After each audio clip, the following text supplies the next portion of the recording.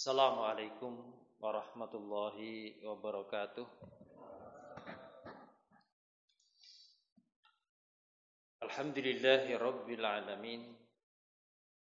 Alhamdulillahilladzi anzala sakinata fi qulubil mu'minin liyazdadu imanan ma'a imanihim. Asyhadu an la ilaha illallah wahdahu la syarika lah wa asyhadu anna Muhammadan abduhu wa rasuluhu la nabiyya wa la rasulahu ba'dah. Fa ya ayyuhal hadirun ittaqullah kama qala Allah ta'ala fil kitabil aziz. A'udzu billahi minasyaitonir rajim. Bismillahirrahmanirrahim. Ya ayyuhalladzina amanu taqullaha haqqa tuqatih wa la tamutunna illa wa antum muslimun. Allahumma la sahla illa ma ja'altahu sahla wa anta taj'alul hasana idza syi'ta sahla. Amma ba'd.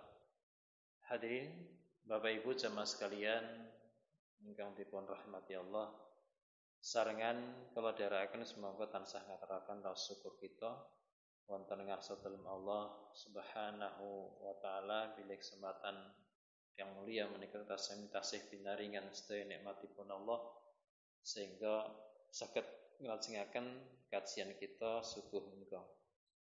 Shalawat salam mugi tetep dipun limpahaken dumateng junjungan kita ingkang dados suri tauladan kita Nabiullah Rasulullah Muhammad sallallahu alaihi wasallam ingkang kita tengga-tengga syafaatipun wonten yaumul akhir nanti.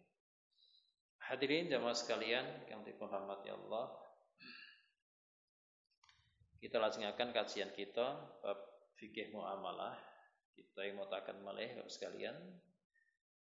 Masalah muamalah menika namung wonten 3 pilihan. Siji halal, loro haram, telu subhat. Menawi halal ambil, bebas dipun ambil, jelas-jelas halal. Menawi haram tinggalkan, selamat. Menawi subhat, nah sepakat ini kadang sih digoleki dalil-dalil ben iso halal. Nah ini sing bahaya. Mila amanipun menawi subhat tinggalkan. Sebagaimana hadis dari Hasan bin Ali, cucu Rasulullah sallallahu alaihi wasallam, hafidtu an Rasulillah sallallahu alaihi wasallam da ma yaribuka ila ma la yaribuk. Tinggalkan apa yang meragukan ila ma la yaribuk, kepada apa yang tidak meragukan. Tinggalkan apa yang meragukan kepada apa yang tidak meragukan. Artinya perkara subhat niki lebih aman, lebih selamat niku ditinggalke. Niku sifatipun yang ingkang warok. Para ulama jelaske warok niku tiyang ingkang ninggalke perkara-perkara yang subhat dalam rangka mencari keselamatan di akhirat. Hadirin jamaah sekalian ingkang dipun rahmati Allah, wangsul kita aturaken napa kita berusaha semaksimal mungkin mengkaji sebatas kita mboten terjerumus dalam perkara haram, termasuk perkara subhat, termasuk perkara-perkara yang jelas-jelas riba, karena memang begitu besar bahayanya. Hadirin jamaah sekalian, wonten 5 hukuman ancaman bagi pelaku riba, baik yang mendapatkan hasil dari riba, atau yang berhutang, atau yang menjadi saksi, atau yang menjadi penulis, maka diancam Allah dengan 5 siksaan, 5 hukuman.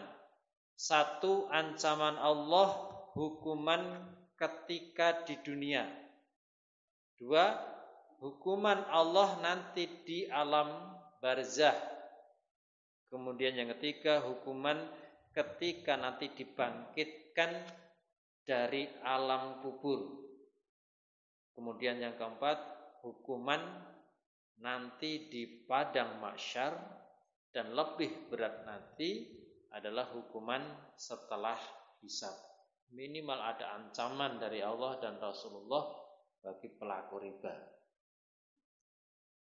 Yang pertama, ancaman Allah hukuman di dunia, sebagaimana Allah sebutkan dalam Quran surat Al-Baqarah 276, yamhaqullahu riba wa yurbis shadaqat. Allah membinasakan riba wa yurbis shadaqat, dan menumbuhkan sedekah. Imam Ibnu Katsir mentafsirkan, menjelaskan ayat ini, Allah menegaskan bahwa Dia Allah akan membinasakan, menghancurkan riba. Artinya Allah akan menghilangkan keseluruhan harta dari tangan pemiliknya. Ini konsekuensi pertama, Pak.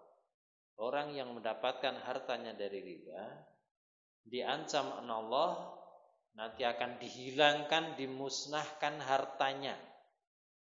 Atau kalau tidak, pilihan yang kedua, yang ini pasti terjadi sebagaimana qaul Imam Ibnu Katsir, Allah haramkan pemiliknya untuk mendapatkan keberkahan dari hartanya.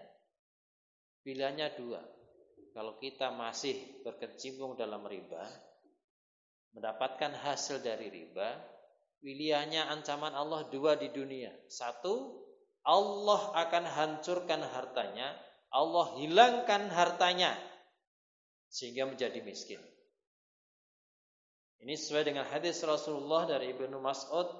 Rasulullah bersabda, ma ahadun aksara minar riba illa kana akibatu amrihi illa killah. Siapapun yang memperbanyak hartanya dengan cara riba, anak kredit, ngantras kredit dan sebagainya, maka akhir urusannya akan menjadi miskin. Hadis riwayat Ibnu Majah, disahihkan Albani. Jemaah sekalian, maka sekali lagi pilihannya dua. Ketika bertransaksi dengan riba, mendapatkan hasil dari riba, satu, Allah akan miskinkan, Allah akan hancurkan, Allah akan hilangkan hartanya di dunia. Kapan itu? Allah tidak menyebutkan waktunya. Sewaktu-waktu, atau mungkin sudah tua, wayahe pensiun penak, tapi justru menjadi miskin. Dan ini banyak kasus terjadi, Pak. Ini kula niku wonten di mayor, pangkat inggil, dihormati orang, Jawa Tengah niku kondang, tapi istrinya niku hobi ngutangke tanggane terus nganakke. Sekarang di masa pensiunnya, Pak, zaman riyen omahe muagrong-muagrong. Wombone mbok 5 omahe wong 7 nggo wong 1. Sangka bodhe nang desa lho. Sakniki entek omahe, entek donyane, ngontrak nang Perumnas. Miskin semiskin-miskinnya, Pak. Nyata nih, Pak. Ini janji Allah, orang yang melaksanakan riba, Allah hilangkan hartanya, Allah musnahkan hartanya, entah kapan waktunya. Atau pilihan yang kedua, kalau tidak Allah hilangkan, musnahkan hartanya, pilihan yang kedua, Allah akan haramkan pemiliknya untuk mendapatkan keberkahan harta. Dan ini justru jauh lebih berbahaya. Ketika Allah cabut keberkahan harta itu, Maka sebagaimana kita bahas dulu, ciri-ciri kalau harta itu tidak berkah, maka menjadikan seseorang itu semakin jauh dari Allah. Kan ciri-ciri harta berkah niku tazudu bi taat, menambahkan seseorang taat kepada Allah. Kalau harta itu berkah, Allah itu seorang itu tambah taatnya kepada Allah. Sebaliknya kalau harta itu tidak berkah, maka menjadikan seseorang itu jauh dari Allah. Walaupun dohirnya, fisiknya ibadah sholat, tapi sesungguhnya hakikatnya hatinya jauh dari Allah. Atau ketika dia beramal dengan hartanya, harta yang tidak berkah itu tidak diterima oleh Allah. Harta yang berasal dari haram itu tidak diterima oleh Allah. Tidak ada nilainya di hadapan Allah. Keturunannya menjadi keturunan yang rusak, jauh dari agama. Inilah lebih bahayanya kalau harta itu tidak berkah. Hadirin jamaah sekalian yang dirahmati Allah, ini pilihannya. Jadi Allah ancamkan orang yang melakukan transaksi riba atau mendapatkan harta dari riba itu diancam Allah di dunia, yaitu dihancurkan hartanya atau dicabut keberkahan hartanya. Ancaman yang kedua, hukuman Allah ketika nanti dibangkitkan dari alam kubur. Hukuman Allah yang akan diberikan nanti ketika di alam kubur, di alam barzah. Sebagaimana mimpi Rasulullah, Bapak sekalian, kalau kita pahami bahwa mimpi Rasulullah itu adalah bagian dari wahyu. Kalau mimpinya Rasulullah mesti benar. Nek mimpi awake dhewe kembang turu kan ngaten.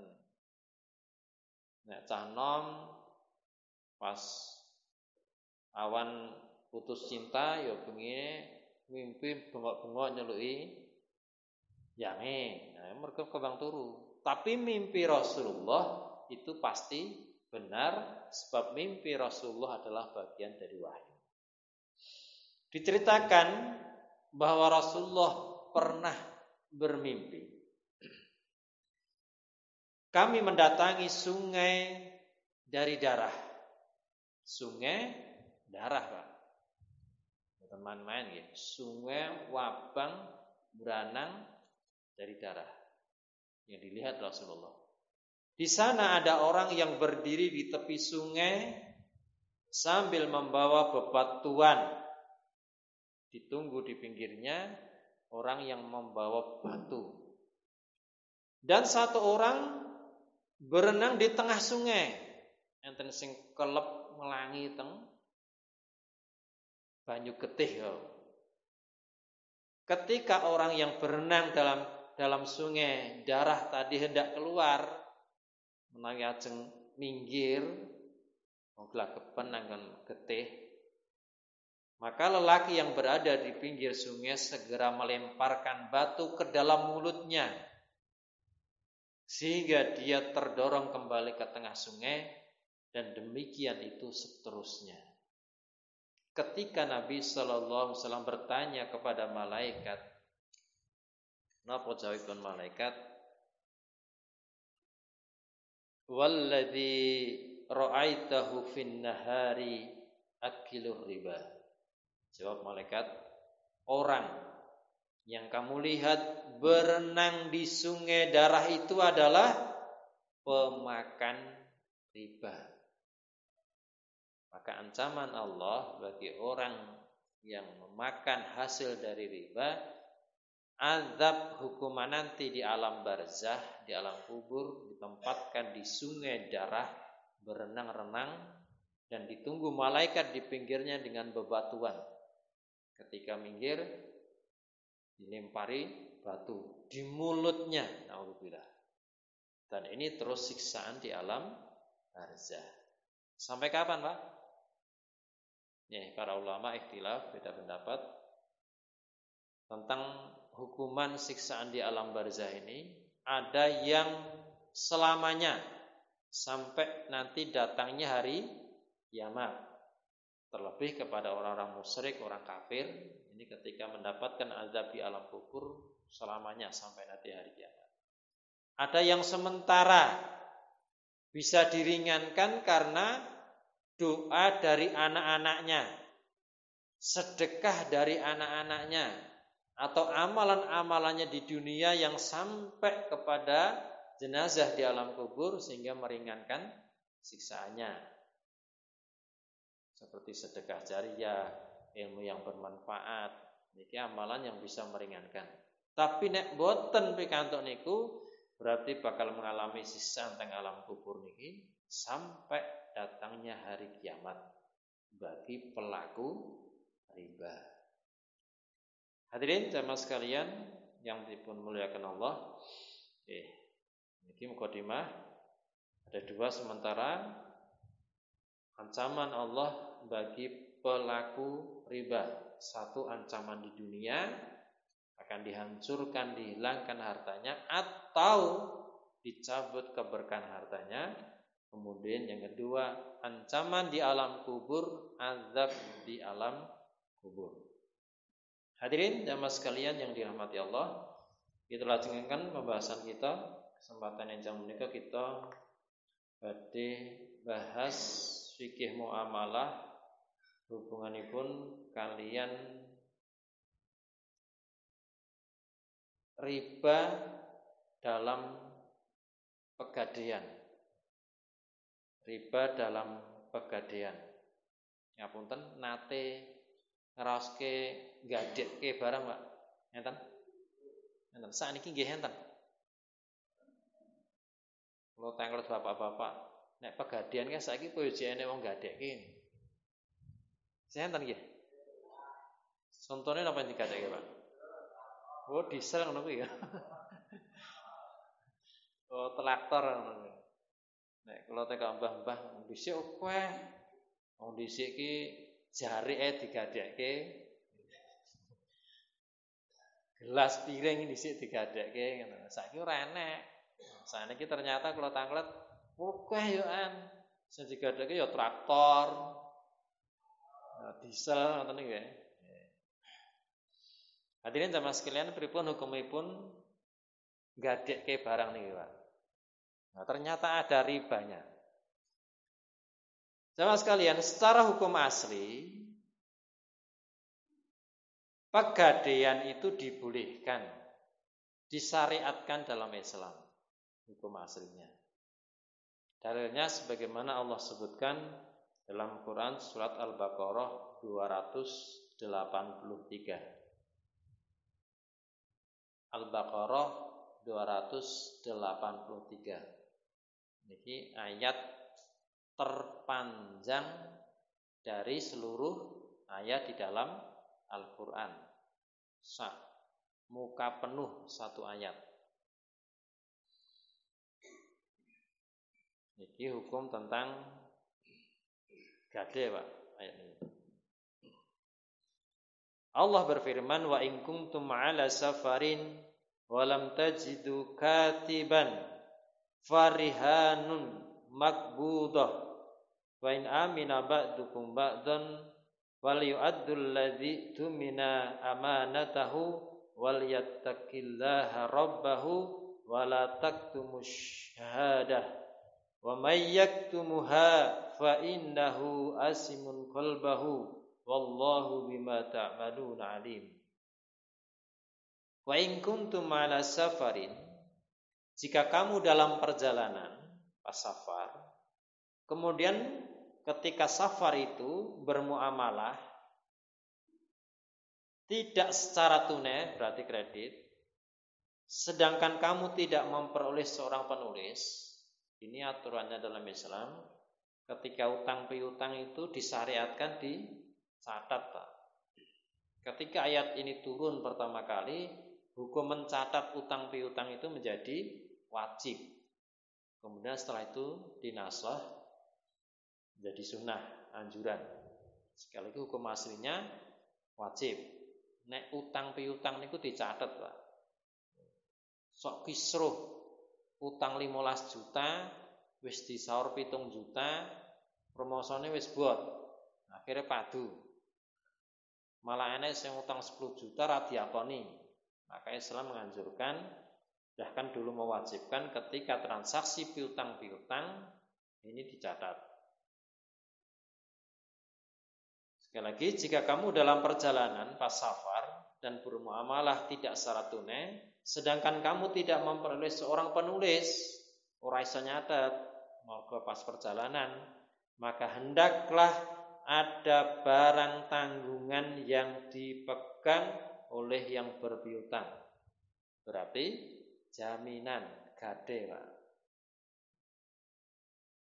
Nah, transaksi secara tidak tunai terus sing nyatet ora enek, maka disyariatkan ngangge jaminan. Itu dalil pertama. Dalil kedua, sebagaimana pernah dilaksanakan Rasulullah dari Aisyah radhiyallahu an berkata, "Anna Nabiyya sallallahu alaihi wasallam istarau ta'aman min Yahudi ila ajal wa rahanatun dir'an min hadid." Nabi sallallahu alaihi wasallam pernah membeli makanan dari orang Yahudi secara tidak tunai, utang, Pak. Dalam kisah Rasulullah pernah berhutang kepada seorang Yahudi.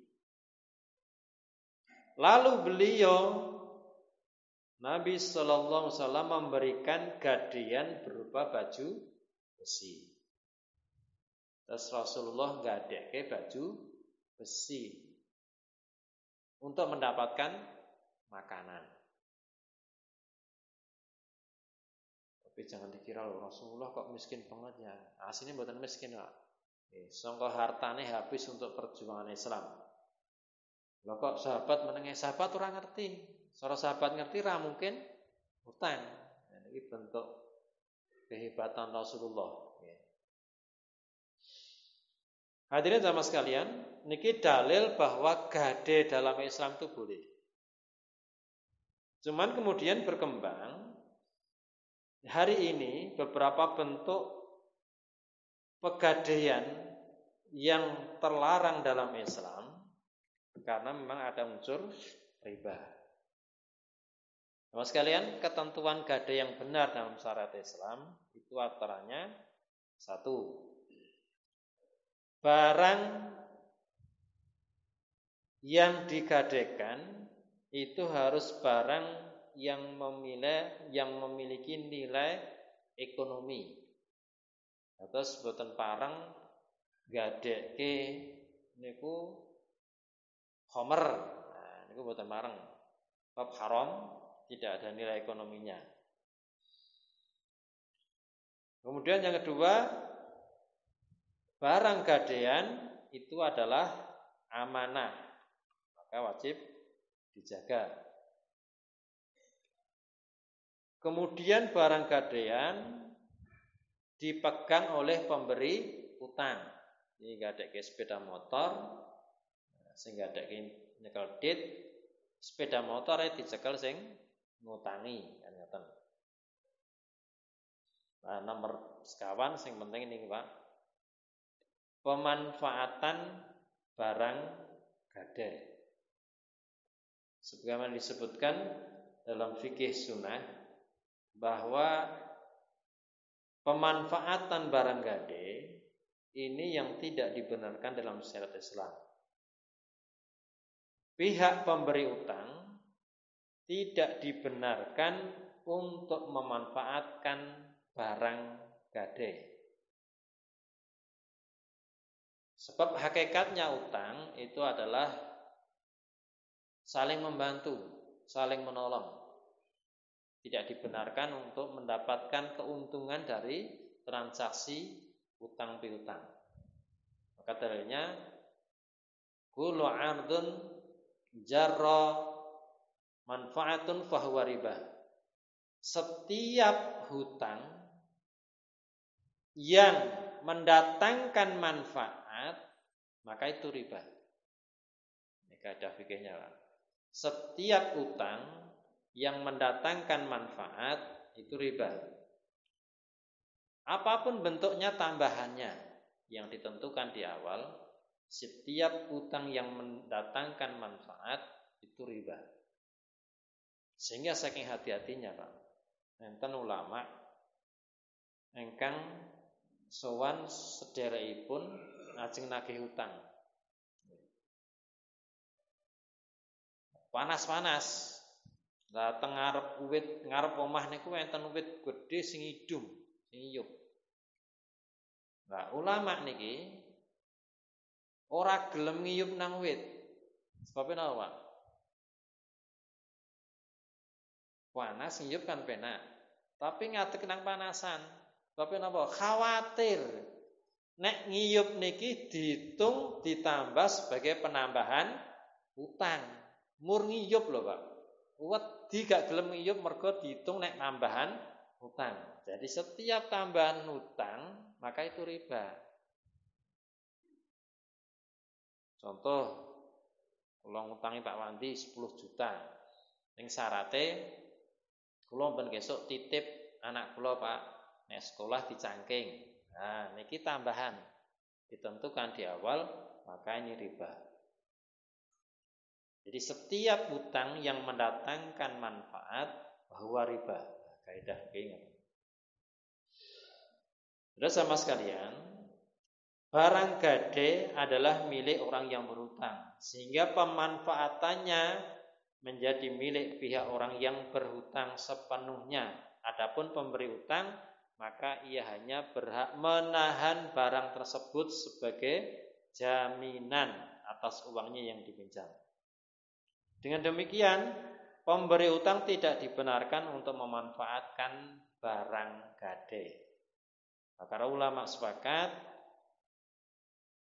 siapa yang memanfaatkan barang gade, bila ia mendapatkan izin dari pemiliknya, maka itu tetap riba.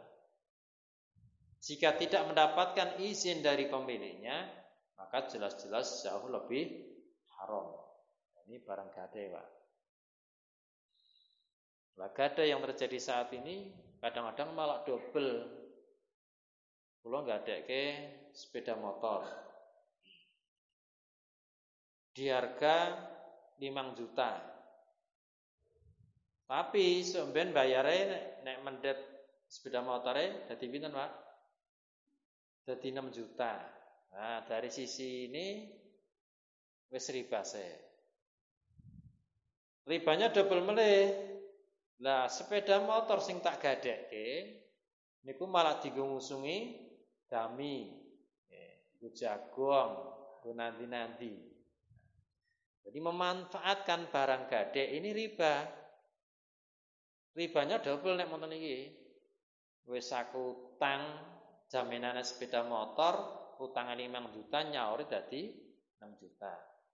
Terus sepeda motor sing tak nggo jaminan itu malah dienggo jaranan.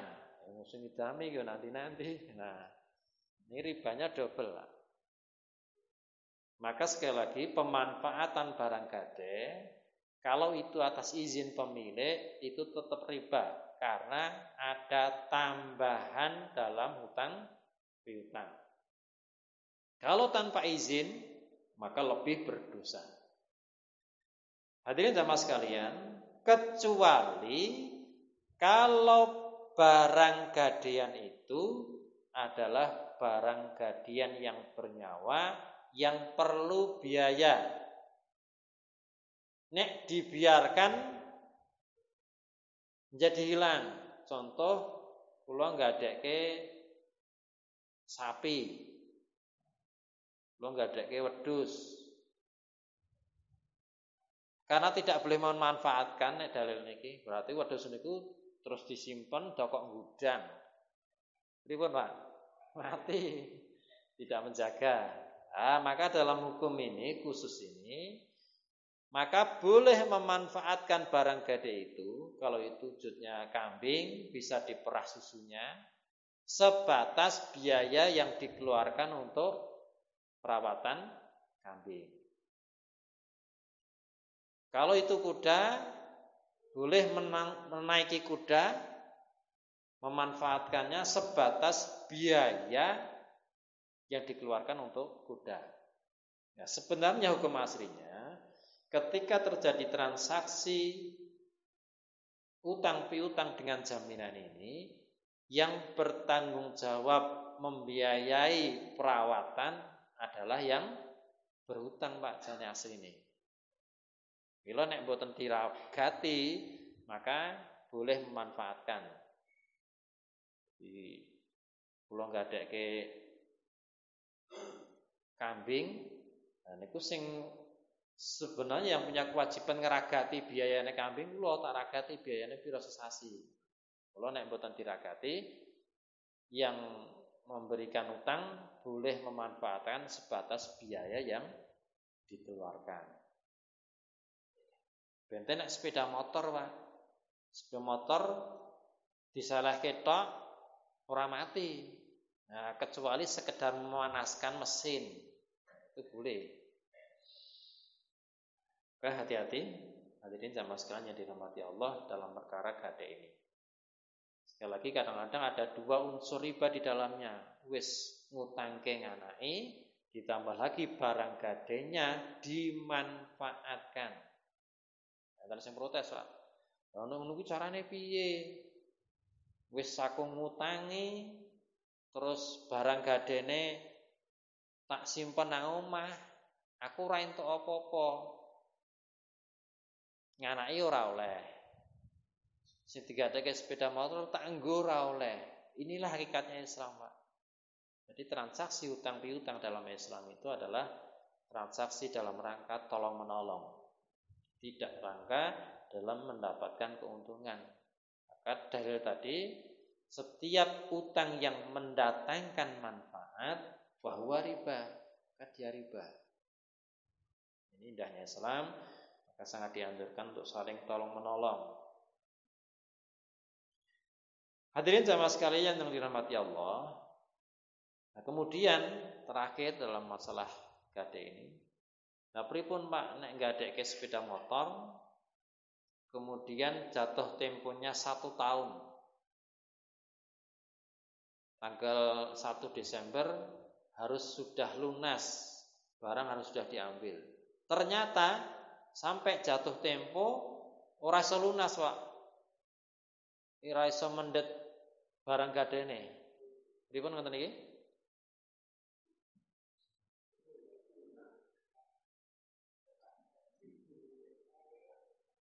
Nek langsung dimiliki oleh pemilik yang ngutangi ini enggak boleh. Jadi nggak ada ke omah, jangkane setahun kok ora iso diboti, maka tidak boleh diambil terus omah kuwi nggonku iki tak nggone, salahe ora iso nyarutang. Nah, enggak boleh. Pripun carane? Nah, para ulama menjelaskan caranya dijual, Pak. Memang dalam hukum Islam seperti itu. Walaupun tidak di pegadian pun dalam hutang piutang Islam seperti itu, Pak. Terus Pak Wandi ngutangi kula barang napa kemawon tanpa jaminan. Kok setahun ora dijinguk jatuh tempone, dijinguk ngayal, malah ajak padu. Nah, padahal utangnya ora sithik, 50 juta. Nah, maka dalam hukum Islam Pak Wandi boleh datang ke rumah saya membawa bodyguard sing keker-keker. Mobilnya diambil, sepeda motornya diambil, kemudian dijual. Nek wis genep 50 juta, ya wis. Nek turah balekke, nek kurang jek njaluk meneh, Pak. Nah, dalam hukum Islam seperti itu. Islam itu adil, Pak. Ya, pegadian nggih ngaten. Kok jatuh tempo ora iso nyarutang. Wis kapak-kapakno moh gak nyarutang. Nah, niki maka barang gadian tidak boleh dimiliki, tetapi harus dijual lebih ahsan. Ulama jelaskan dengan izin pemerintah. Dalam hal ini pemerintah Islam. Dijual kemudian utangnya berapa? nek utange ndek ben sepeda motor sing digadekke sepeda motor utange 5 juta. Nah, berarti diambil 5 juta. Kok sepeda motornya payu 10 juta? Berarti sing 5 juta balekke. Kok sepeda motornya didol payu 4,5 juta. Jaluk meneh, Pak. Nah, cek kurang. Ngoten, Pak. Hukum pegadaian dalam Islam. Terus pindah malih hati-hati. Hukum aslinya halal, perkara yang mubah yang dibolehkan pergadaian itu, tapi menjadi haram, menjadi riba kalau ada 2 unsur tadi. 1, ada tambahan utang 5 juta jadi 6 juta. 2, pemanfaatan barang gadai. Itu menjadi riba. Hadirin jamaah sekalian yang dirahmati Allah, mungkin sampai di sini ada yang ditanyakan. Bukan sakit dipahami nih, Pak. Nah, sing sangat riskan gini dhewe niku rata-rata nggih pegadaian sepeda motor.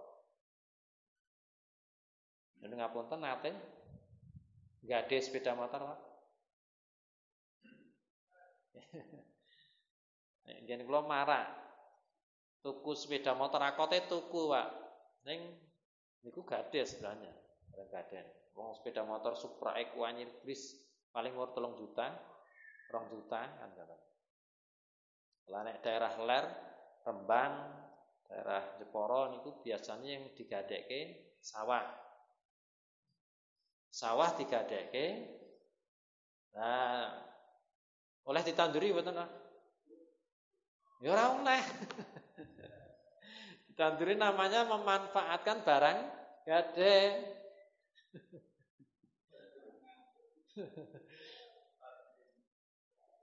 Walaupun dengan izin yang punya, nek akote gade itu enggak boleh dimanfaatkan, ora oleh ditanduri. Mula bersyukur gene dhewe niki akote mboten gade rata-rata dol mangsan nggih. Nah ning asline mboten dol mangsan, Pak. Akote diganti, Pak. Ampun tuku mangsan. Akote sewa tanah.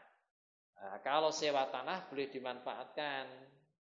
Cuman ngene dhewe sing akote biasa kan tuku mangsan.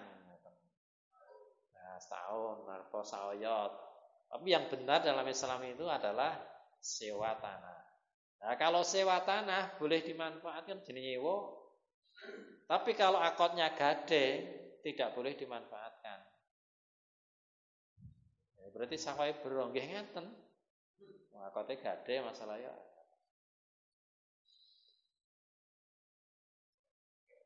Ya, saged dipahami nggih?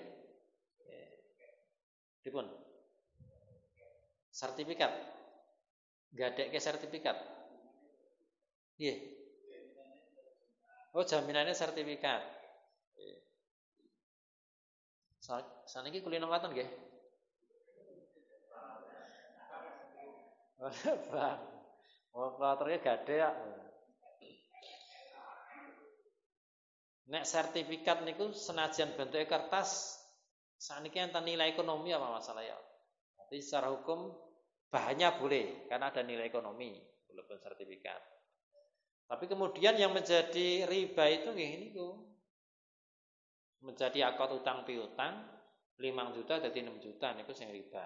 Sekalipun sertifikat niku ora dikenek dimanfaatke nggo apa? Sertifikat. Enten dimanfaatke nek. Nah, rata-rata mboten. Angger digadekke sertifikat itu disimpen, maka tidak bisa dimanfaatkan. Yang menjadi riba itu adalah akad utang piutangnya. Ada tambahannya. Kalau gadekke sertifikat hargane nek didol tanahe 100 juta, saya mendapatkan 50 juta. Tapi nanti nyaure jadi 55 juta, lah ribanya di sini. Nggih. Tanbahan mitnasis sebenarnya sekali lagi itu adalah tanggungan yang berhutang. Ya. Dibebankan tanggungan itu kepada yang berhutang, termasuk biaya perawatan. itu adalah tanggungan yang berutang, dibebankan kepada orang yang berutang. Kalau nggak ada sepeda motor, perlu gudang, perlu diresiki, perlu di kayak bensin sidik nggo manasi, maka biaya perawatan ini yang bertanggung jawab adalah yang berutang. Aturannya ngaten. Yen gadhe. Hadirin jamaah sekalian yang dirahmati Allah, niki yang saged kita terangkan mugi saged ngemutaken datang kita sami minimal berhati-hati warok agar kita tidak terjebak pada perkara yang haram termasuk perkara yang subhat. Maka sekali lagi yang halal diambil, yang haram tinggalkan, yang subhat tinggalkan. Aja golek dalil sing wis ben halal. Ben halal kan tidak selamat Mas. Lebih aman yang sepakat tinggalkan. Karena kita tidak akan miskin khawatir dengan mengambil sepakat. Wah, aku ora tak nggo sepakat melarat aku. Nah, Allah sudah menjaminkan bagi kita rezeki. Seandainya kita mengambil konsekuensi, aku rarepan muamalah kecuali sing khusus haram tok, aku halal moh aku. Kuwi ora mari sugih yo. Atau sebaliknya, aku resik pokoknya sing halal tok, haram moh subhat tok. Sepakat yo moh. Kuwi ora mungkin marai melarat. Karena jatah rezeki sudah ditentukan Allah. Maka berusaha kita untuk mencari yang halal. Sekian kita akhiri dengan doa kifatul majelis. Subhanaka Allahumma